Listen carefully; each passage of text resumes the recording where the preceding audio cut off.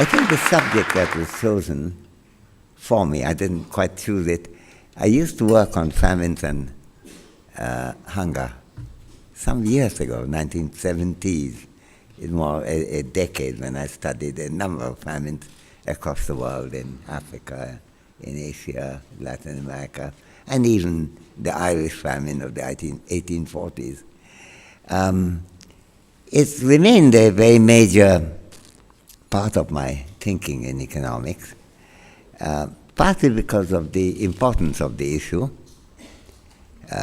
of hunger, partly also because it brought out how different factors, technological, economic, social, political, merge together in giving us a better understanding of the nature, the depth, and the challenge involved in the problem of hunger, which is, of course, the theme of the Milan Expo.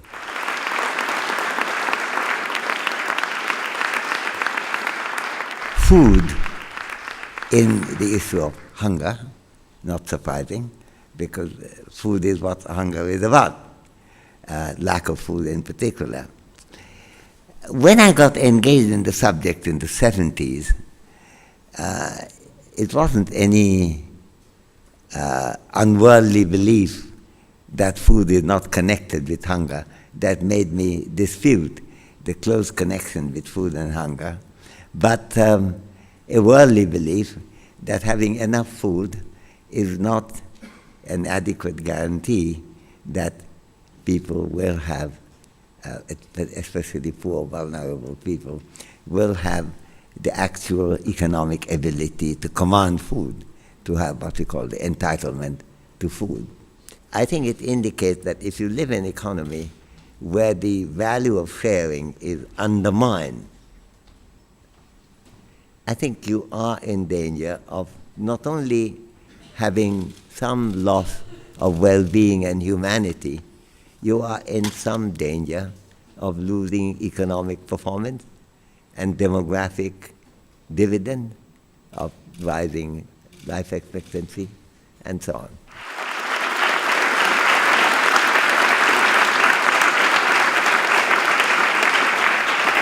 So I think you have to look at how the market works, what are the good things it does.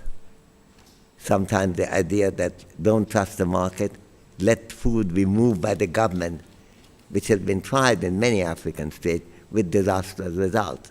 Once you generate the income, I think the private sector ends up being much more efficient in moving food from one area to the other, rather than the government requisitioning trucks and lorries and vehicles in order to move, which it's not used to doing, which is used to doing distributing justice, doing policing, and so on.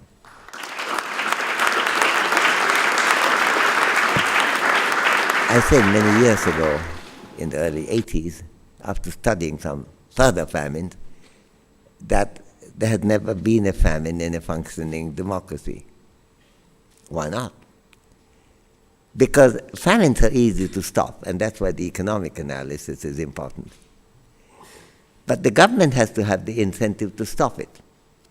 Now, if the government is authoritarian, people may die, but the government pays no cost for it.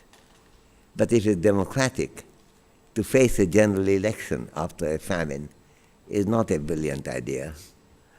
And not to be influenced by the critique of the newspaper editorials or newspaper stories about famine is not a good idea either. I think the only way we're increasing more attention is to holler about it, to shout about it.